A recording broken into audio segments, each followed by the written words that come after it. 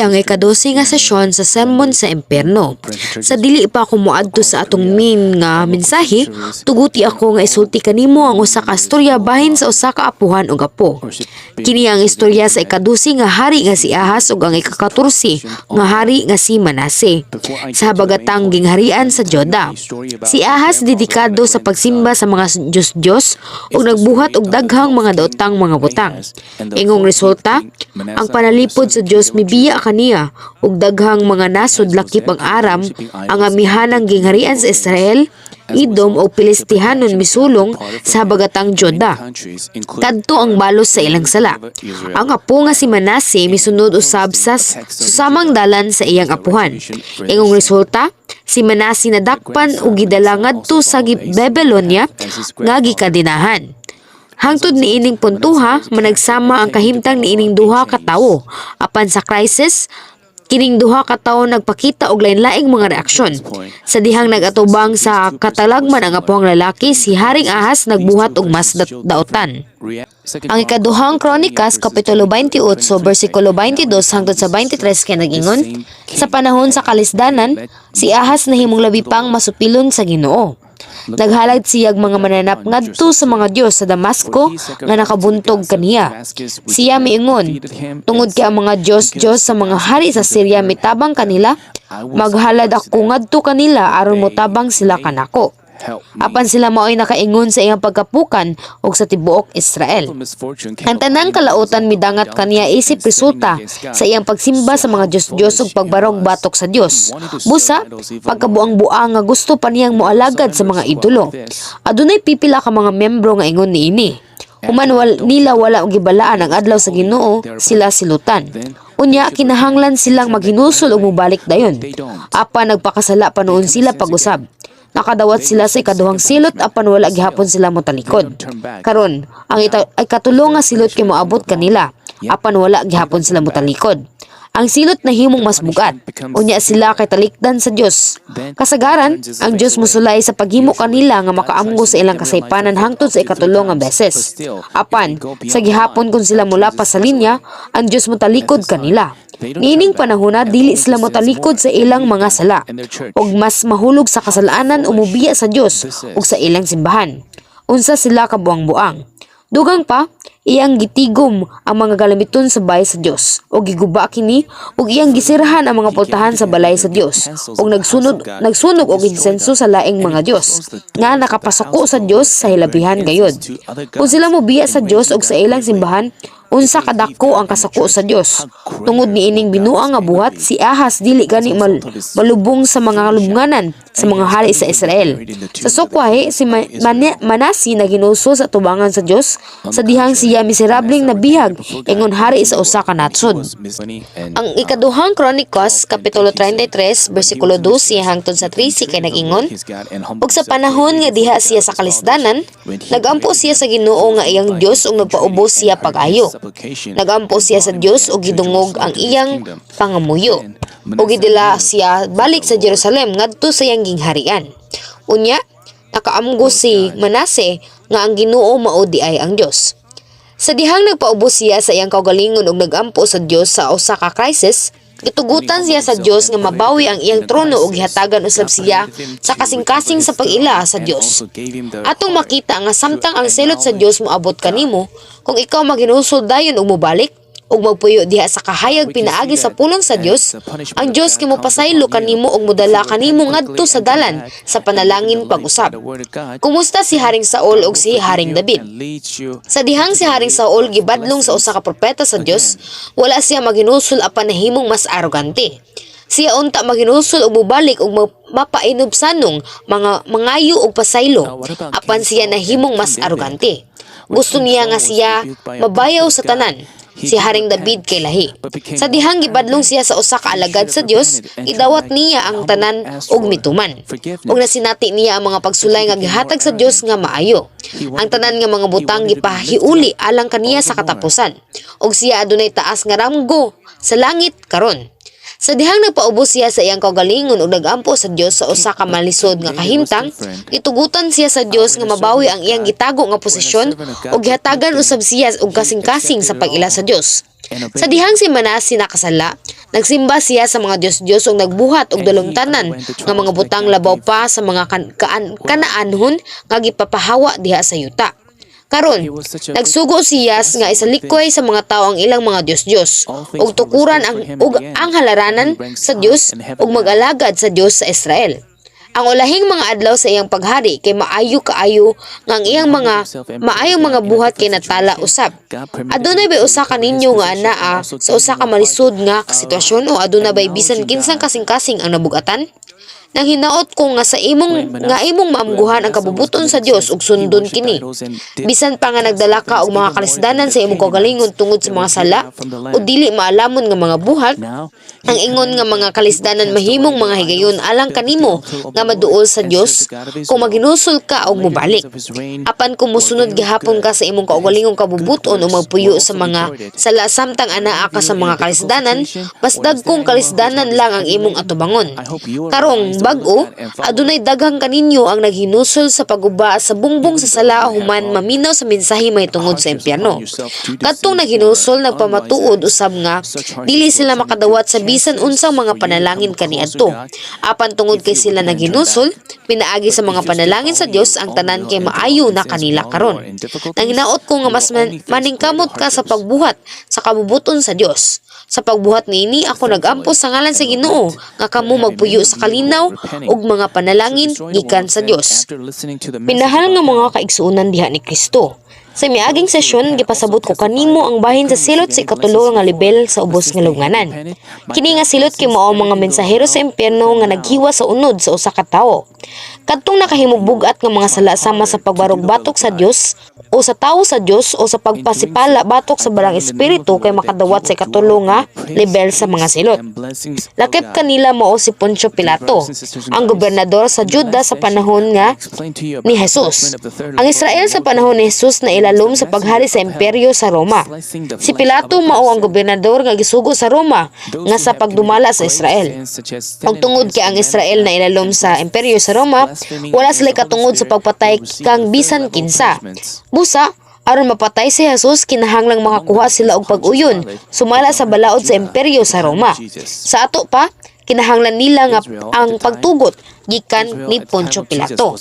Mao kini ang hinungdan nganong gidala sa mga Hudiyo si Jesus ngadto kang Pilato ug giakusahan siya. Tungod kay dili nila mapatay si Jesus sumala silang kagalingong otoridad o balaod, ilang gidala si Jesus ngadto kang Pilato ug gipugos siya sa pagpahamtang sa silot sa kamatayon. Nasayod si Pilato nga ang mga Hudiyo nagtinguha sa pagpatay kang Jesus tungod sa kasina. Ug busa misulay siya sa pagluwas kang Jesus. Apan samtang ang dakong panon sa mga Hudiyo kusganong mihangyo nga ilansang si Jesus sa krus, nahadlok siya sa kagubot. Kung adunay mahitabo nga ingon ni Ana sa iyang jurisdiction, manubag unta siya ni Ana sa emperador. Ug nawad-an unta siya sa tanan niyang kabantog ug otoridad. Busa, sa katapusan iyang gilansang si Jesus nga walay sala. Iyang gipili ang dalan sa kamatayon pinaagi sa paghatag sa selot sa kamatayon ngadto sa walay sala nga si Jesus. O kini nagtino o determined sa silot sa iyang nadawat sa ulahi. Sa Mateo Kapitulo 27, versikulo 26 kay nagingon, unya, gibuhian ni Pilato si Barabas, apan gipalatos niya si Jesus o gitugyan aron ilansang sa krus. Si Jesus gitugyan ngadto sa mga sundalo ni Pilato, ug siya gilatigo sa tibok niyang lawas sa wala pa ilansang sa krus. Ug si Pilato nga mitugot niini gihampak usab sa mga mensahero sa impyerno didto sa ubos nga lubnganan. Ang mga latigo nga gigamit sa Romanong mga sundalo maoy makamatay nga mga hinagiban nga may mga pirasong sa metal o bukog diha sa mga gilid. Sa dihang ang kusgan nga ug walay kaluoy nga mga sundalo mohampak sa latigo, kini molibot sa tibuok lawas aron maputol ang panit. Ug ang mga piraso sa metal sa tumoy niini modulot pag-ayo sa lawas. Sa dihang ibto na usab sa mga sundalo ang mga latigo, ang unod kay makuha sa latigo. Sa ubos nga lubnganan, si Pilato gibunalan sa samang paagi. Ang kini kay mas makakalisang kaysa sa kay ang mga mensahero sa impyerno ang mohampak kaniya sa matag gigayon nga ang mga tawo nagpuyo dinhi sa yuta magisgot sa ngalan ni Pilato. Bisan niining higayon nga hisgutan nako ang iyang ngalan, kinahanglang munalan siya. Sa Apostles' Creed atong ingon nga si Jesus nag-antos ubos ni Poncio Pilato. Sa tibuok kalibutan, pila ka tawo ang mo-recite niining Apostles' Creed diha sa mga serbisyo sa pagsimba ug sa ubang mga pagtigom. Sa matag gayon nga ilang buhaton kana, si Pilato kinahanglan latiguhon. Sa dihang daghan kaayong tawo ang mga magdungan sa paghisgot sa iyang ngalan, ang kapaspas ug ang gahom sa pagbunal kay modako pag-ayo. Niini nga matag sa kaso, ang ubang mga mensahero sa impyerno nagtigom aron sa paglatos kaniya. Bisan pa nga ang iyang panit ug unod pulos dugo og gikunis-kunis, ang mga mensahero sa impyerno naghampa kaniya, ingon nga sila nakikumpidensya sa usag-usa. Sa diha nga ang mga piraso sa unod mahulog, ang iyang mga bukog kay makita. Unya ang mga latigo motuhop pag-ayo sa mga bukog ug bisan ang uyok sa uyok nga kay nagisi. Sa matag higayon nga siya nagpaghampakon, si Pilato buot na makiluoy nga nag-ingon palihog ayo pagtawag sa akong ngalan. Apan si Pilato dili gani makahangyo o makareklamo sa iyang kasakit kasama niini. Kini tungod kay ang iyang dila nga naghatag og selot sa kamatayon kang Jesus gitunglo og gibira. Kung makahilak siya tungod sa grabe ang kasakit, mahimog mawawi ang iyang kasakit, apan dili gyud siya makahilak. Ang Lucas Kapitulo 23, versikulo 23 hangtod sa 24 kay nag-ingon, apan nagpadayon sila sa pagsinggit ug namugos niya si Jesus ilansang gayud sa krus, ug milampos gayud sila sa katapusan. Busa gipahamtang ni Pilato kang Jesus ang selot nga ilang gipangayo. Ang talagsaon niini kay mao nga ang mga lawas na ayo human gisakit sa ubos nga lubnganan. Apan ang dila ni Pilato wala na makabawi. Kini usa ka simbolo sa tunglo. Tungod kay dili na makasulti si Pilato, dili gani siya makareklamo sa iyang kasakit. Ang iyang ngalan nagpabilin ingon nga ngalan nga tinunglo. Ug kini pagatawgon sa daghang mga tawo nga padayon hangtod sa adlaw sa dakong paghukom. Sa matag higayon nga hisgutan ang iyang ngalan, kinahanglan dawaton ni Pilato ang pagbunal sa mga mensahero sa impyerno nga dili hitupngan sa mga bangis kaysa sa rumanong mga sundalo. Mga igsuon, sa dihang gitugyan niya si Jesus aron ilansang sa krus nang hunaw siya sa iyang mga kamot ug miingon sa mga Hodeo, ako'y walay sala sa dugo ni ining tao. Tan-awa ka na sa inyong kaugalingon. Ug ang mga Hodeo mitubag, ang iyang dugo mianhi kanamo ug sa among mga anak. Ang mga Hodeo nakadawat sa silot sumala sa ilang gingon. Ang ilang kasaysayan mao ang kasaysayan sa padayon nga pag-antos. Sa wala pa'y 40 ka tuig gikan sa paglansang sa krus ni Jesus, ang Jerusalem gisakop sa general nga Titus sa imperyo sa Roma. Ang iyang ngalan gilitok sa lain-laing mga paagi, apan sila managsama. Daghan kaayog mga Judeo ang gipamatay og ang mga naluwas mikaylap sa tibuok kalibutan. Sila gilutos og gipihig bisan asa sila moadto. Labi na daghang Judeo ang Hodeo gang gipamatay sa mga Nazi sa panahon sa World War II. Gipamatud-an sa kasaysayan kung unsa ka grabe ang resulta sa pagpaagas ni Jesus sa iyang dugo. Usab, sumala sa espirituhanong balaod atong makita kung unsa katukma ang ilang daotang mga pulong kay natuman. Busa gisultihan ka sa kanid sa Dios nga bantayan ang imong baba. Siguraduha nga silutan ka pinaagi sa imong gisulti. Ang daotan nga mga pulong makadawat og selot bisan kung gisulto nimo kini nga wala tuyua. Ang problema kay mao kini. Gawas kung magbutang ka og bantay sa imong baba, dili ka makahinumdum sa imong gisulti. Tungod kay dili nimo mahinumduman ang daotan nga mga pulong nga imong gisulti, dili ka maghinusol. Og kini ang problema. Kung makahinumdum ka, mahimo ka maghinusol, apan wala gani ka makahinumdum. Og busa, ang Dios nagsulti kanimo nga dili mo sulti sa mga walay pulos nga mga pulong. Sa dili pa nimo isulti ang usa ka pulong, kinahanglan nimo kini nga hunahunahon. Dili nimo kini isulti nga walay pagduha-duha. Ang hinungdan mao kinahanglan nimo nga mahimong responsable sa imong gisulti.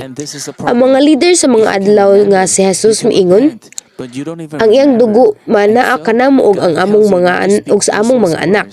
Ang atong Jesus hubo gilatiga ug gilansang sa krus.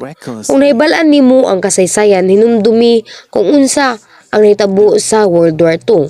Ang mga Judeo hubo og gipatay usab. Sa pagtan-aw niini nga kasaysayan, kita mahimong makahuna-huna nga Si Jesus gilansang sa krus tungod lamang sa mga Hudeyo. Syempre, dako ang ilang bahin. Apan wala kini nagpasabot nga inosente si Pilato. Bisan og kusgan ang hangyo sa mga Hudeyo, si Pilato adunay katungod nga dili ilansang si Jesus. Kung gusto niya nga sundon ang hustisya hangtod sa katapusan. Bisan tuod gusto niya nga ang mga Hudeyo mo'y manubag sa kamatayon ni Jesus o gusto niyang isulti nga siya walay sala, gitugyan gihapon niya ang selot sa kamatayon ngadto sa walay sala nga anak sa Dios. Og kini nga sala dili gayud mawala. Ang pagbuhat og sala nga wala mahibalo nga kini usa ka sala kay usa ka gihapon ka sala. Apan nasayod si Pilato nga inosente si Jesus. Apan nagpahamtang siya og selot sa kamatayon. Pagkadako sa iyang sala. Dugang pa, si Pilato adunay daghang kahigayunan nga makalingkawas gikan sa kahimtang og dili makaapil ni anang daotang buhat. Sa direkta og dili direkta nga pakikita kang Jesus. Si Pilato nahibalo nga si Jesus walay sala. Ingong gobernador daghan siya espiya sa tibuok niyang jurisdiction aron bantayan og kontrolon ang Judea. Nabatian niya ang partis sa mga timailhan og mga milagro nga gihimo ni Jesus paagi sa mga espiya. Nahibalo usab siya sa giwali ni Jesus. Tungod kay si Jesus usa ka influential kaayo nga tawo sa komunidad sa mga Hudeyo. Gitawag siyang niya si Jesus aron sulti usab kaniya. Kining mga butangan ay sulat sa Pilate's report. Ang iyang report mahitungod kang Jesus nga gipadalas ngadto sa imperyo sa Roma ug ang orihinal nga mga kopya kay naa gihapon. Si Pilato miangkon nga si Jesus dili ang matang sa kriminal nga kinahanglang patyon. Ang Lucas kapitulo 23 bersikulo 14 to 15 kay nag-ingon, giingnan niya sila, inyong gidala dinhi kanako kining tadhana ug miingon kamo nga nagpasalaag siya sa mga tawo. Imbestigarar ko siya dinhi sa inyong atubangan, apan nakaplagan nako nga dili siya sad-an o sa bisan unsa nga mga daotang buhat nga gisumbong ninyo bato kaniya. Si Herodes wala usab makakaplag kaniya nga sad-an kay gipadala man niya kining tawhana pagbalik kanato. Wala siya nabuhat nga angay sulutan sa kamatayon. Iya kining gikumpisal pinaagi sa iyang mga ngabil. Si Jesus kay gipangutana apan nisulay gihapon siya sa pagtabang ka Pilato nga sa mga nga siya makaamgo og mobuhat sa saktong desisyon. Sa Juan kapitulo 18 bersikulo 33 to 34 mao ang panagsultihay ni Pilato ug ni Jesus ni adtong panahona. Si Pilato nangutana kang Jesus, ikaw ba ang hari sa mga Hudeyo? Unya gipangutana ni Jesus, ikaw ba? Ikaw dinhi kay nagpasabot kang Pilato. Nagsulti niini sa imong kaugalingong pagbuot o gisuginlan ka ba sa uban mahitungod kanako. Og si Pilato kay nahibulong. Nahibaluan ni Pilato nga dili ordinaryo nga tawo si Jesus sumala sa iyang nabatian og sa iyang nakita. Gibati niya ang espirituhanong digdinad gikan kang Jesus nga dili niya mabati gikan sa bisan kinsang hari. Si Pilato nangutana kang Jesus kung siya ba ang hari sa mga Hudeyo, dili lang tungod sa sumbong sa mga Hudeyo. Si Pilato mismo gustong mahibalo bahin kang Jesus. Nahibaloan gayud niya kung unsay ganahan ni Pilato o nangutana siya ana nga pangutana. Og siya kay nahibulong. Si Jesus nakakita niining ka Pilato nga isip usa ka kalag og misulay sa pagluwas kaniya bisan sa diha nga ang iyang mga pag-antos sa krus hapit na magsugod. Kung si Pilato makabati sa kasing-kasing ni Jesus ug kung siya mamina sa tingog sa iyang konsensya, dili unta siya moadto sa dalan sa sala. O dili lamang kini ang kahigayunan nga gihatag ni Jesus kang Pilato. Sa gabii sa wala pa ihatag ni Pilato ang silat sa kamatayon, ang asawa ni Pilato nagdamgo mahitungod kang Jesus. O siya mainiton nga mihangyo kang Pilato nga dili siya maghilabot sa kamatayon ni Jesus. Syempre, gusto usab ni Pilato nga buhian si Jesus. Apan ang nasuko nga mga Hudeyo ug ang maliputon nga mga leader dili sa yun nga mga tawo nga kaaway. Ang Juan kapitulo 19 bersikulo 12 kay nag-ingon, sa pagkadungog ni Pilato niini naninguha siya sa pagbuhi kaniya. Apan ang mga Hudeyo naninggit, kung buhian mo siya nagpasabot ka na nga dili kahigala sa emperador. Kay bisan kinsay magpakahari kaaway sa emperador. Pagkadungog niini si Pilato kay nagduha-duha. Si Pilato misulay sa pagpili sa husto nga paagi. Apan sa diha nga siya kay naa sa depensiba, siya mihukom sa pag-apil sa mga makakasala. Sa ato pa na usab ang iyang hunahuna sa dihang nahulga ang iyang posisyon og kinabuhi. Daghan siya kahigayunan nga sama niini, apan wala ni sila kuhaan ni Pilato.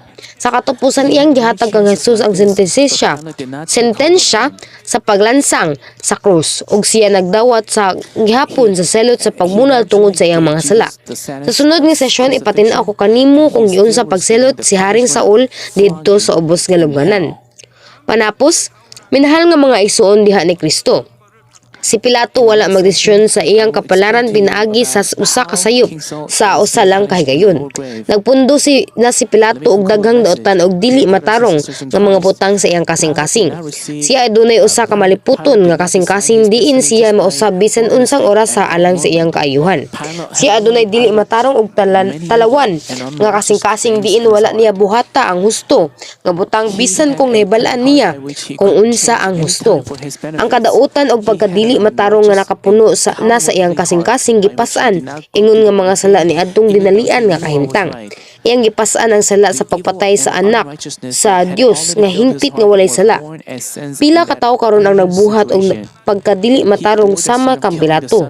Dili sila magpanuko sa pagbuhat og dili matarong nga mga buhat kung kini mapuslanon kay alang kanila. Bisan tuod ako nagtudlo sa kamatuoran gikan ining altar, sa diha nga ang pipila ka mga membro makakita og butang nga mapuslanon, sila mangita sa ilang mga kaayuhan. Bisan pinaagi sa paglapas sa balaod. Mao nga dili nila makita ang himaya sa Dios. Dili ni sila makadawat sa mga panalangin sa Dios. Giakusahan nila ang uban o gisulayan sa pagpatay sila aron sila ang mabuhi. Maingon sila okra unta kini. Bisan pa ang mga sala nila kay dili gamay. Kini tungod kay mga konsensya sa mga tawo na himong walay kaluoy, samtang ang kalibutan kay nahumod sa napag-ayo sa mga sala. Nganong ang Sodom o Gomora gihukman pinaagig kalayo. Ang paghukom sa kalayo midangat kanila tungod kay walay napulo ka matarong nga mga tawo. Kumusta ang kalibutan karon? Sa imong hunahuna, mas maayo ba ang Sodom o Gomora? Karon, ang mga sala kay mas mikaylap pa kaysa sa panahon sa Sodom o Gomora. Ang kalibutan karon nabulingan sa mga sala. Ang Sodom o Gomora gilamoy sa kalayo tungod kay walay napuno ka matarong nga mga tawo. Apan kumusta karon? Kinahanglan nimong masayran nga kini nagayud ang katapusang panahon. Ang mga sala kay mikaylap bisan asa diha sa imong palibot. Ang dalan sa kaluwasan kay miagi sa hingpit nga ganghaan. Huot kaayo kini. Moadto ka niining pigot nga dalan. Apan ang mga tawo sa kalibutan moagi ni anang halapad nga dalan. Nangaon og nag-inom sila sumala silang gusto ug sama nga gigapos sila diha sa impierno. Naibalaan nimo ang kamatuoran. Naibalaan nimo ang mensahe sa krus. Naibalaan nimo ang langit. Busa maglakaw ka sa huot nga dalan. Apan wala ko mag-ingon nga maglakaw ka sa usa ka pigot nga dalan. Nganuman, ang pagtuo nga wala makakita kay usa ka nakapigot nga dalan. Apan kanunay kang makakitag mga ilhanan, mga katingalahan ug ang gahom sa Dios. Imong ipamatud-an nga ang Biblia kay tinuod ug ang mga libro sa langit ug impierno kay namantala or publish niini nga simbahan. Naibalaan nimo kung unsang klase nga lugar ang impierno ug langit. Kita nagkinabuhi sa katapusang panahon. Dili na kita mabuhi sa daghang mga dekada pa. Dugang pa, tungod kay kanunay natong makita ang mga buhat sa Dios, kini dili usa ka pigot nga dalan. Kung na makaplagan nimo ang imong konsensya nga walay kaluoy, kinahanglan tulion nimo ang imong kaugalingon ug tantangon ang yamis sa imong kasing-kasing sama sa gisulti kanato diha sa daang tugon. Magbaton kita og kasing-kasing sa atong Ginoo nga adunay bag-ong kasing-kasing isip bag-ong binuhat. Sama nga gibasol ni Pilato ang mga Hudiyo tungod sa iyang pagka dili matarong og talawan nga buhat samtang nanghunaw siya sa iyang mga kamot, ilang gibasol ang uban og ang ilang mga kahimtang. Bisan pa, sila nag-ingon nga dili kini akong sala. Wala ako makapugong niini. Apan bisan unsa pa man dili gyud nimo mabason ang uban sa imong daotan nga mga buhat. Labaw pa niini, ilabi na kung ang imong mga aksyon mo barog batok sa usa ka tawo sa Dios ug makabalda sa gingharian sa Dios. Ang tanan nga mga tawo adunay kagawasan sa pagpili ug sila makapili tali sa maayo ug dautan. Ug ang responsibilidad sa ilang mga pagpili na ara sa ilang kagalingon. Ang resulta sa ilang mga pagpili kay mao ang kalipay sa langit o ang silot sa impierno. Nang hinaot ko nga imong ibutang sa hunahuna kini nga kamatuoran. Bisan tuod gibira ni Pilato ang iyang dila tungod sa iyang mga pulong kay nga walay katapusan o gibunalan siya sa walay katapusan. Pero bisag gibalik-balik niya ang pagmahay ulahi na ang tanan, di ba? Dili na mabalik. Iyang gibaso lang iyang kaugalingon sa dili maihap nga mga higayon nga nagunahuna nganong gibuhat kuman kana. Ibiyaan niya ang hustong paagi tungod lang sa pagpahimulos sa makadiyot sa maayong mga butang ining yuta. Pagka makapasubo ang samputanan sa iyang buhat. Kung mamalandong ka o magampo, kinahanglan nimong susihon pag-ayo kung ang imong mga buhat o ang dalan nga imong giagian kay naaba sa husto nga dalan. O kung naglakaw ka ba sa kahayag, kinahanglan nimong susihon kung giunsa nimo paglakaw ang husto nga dalan. Kung naglakaw ka ba sa kahayag, naglakaw ka sa dalan nga gusto sa Dios, kung naglakaw ka sa yuta sa panalangin o padulong ba sa tinunglo nga yuta o impierno. Matag karon og unya kinahanglan nimong susihon ang imong mga buhat ug ang mga pulong ug hunahuna kung unsa ang hunahunaon sa Dios sa imong mga taglihok. Naningkamot siya sa pagpabilin sa iyang sosyal nga gahoms ug kabantog bisan pinaagi sa pagbuhat ug dili matarong nga mga butang. Apan ang iyang ulahing mga adlaw kay dili malinawon. Adunay daghang mga istorya bahin sa pagkamatay ni Pilato. Apan ang labing makapakumbinsi kay mao ang nag-ingon nga gidala siya sa Roma tungod sa pagpatay sa daghang mga Samarianhon sa iyang jurisdiction nga walay igong hinungdan. Giingong samtang nagpaabot siya sa husay sa korte naghikog siya. Ang iyang lawas gilabay ngadto sa Tiber River. Apan samtang ang suba kanunay nga nag-awas, ang iyang lawas gilabay sa ulahi ngadto sa linaw nga Alps. Ang usa ka bukid duol sa maong linaw nga gitawag og bukid ni Pilato o bukid ni Pilatos. Og ilado kaayo kini sa dili maayo nga kahimtang sa panahon sama sa baga kaayo nga aso or fog. Kining fog or aso kay anaa taga adlaw sa usa ka tuig. Gitabunan kini sa mga panganod. Bisag dili kini taas nga bukid kapin lang sa 200 metros ang 2,000 metros ang gihabugon. Lisod makakita ang mga taluktok niini. Ang mga tawo nag-ingon nga kini tungod sa tinunglo nga kalag ni Pilato. Busa kung atong madiskubrihan ang bisan unsang mga kinaiya sa kabakan sama sa kahakog, hakog nga mga tinguha, pagbag-o sa kasing-kasing, katalawan o guban pa, dili lang nato kini pasagdan. Ang mga ngalan sa Hudayon nga misinggit alang sa paglangsang sa krus kay wala ganing gihisguti sa Biblia, dili sa mga Pilato.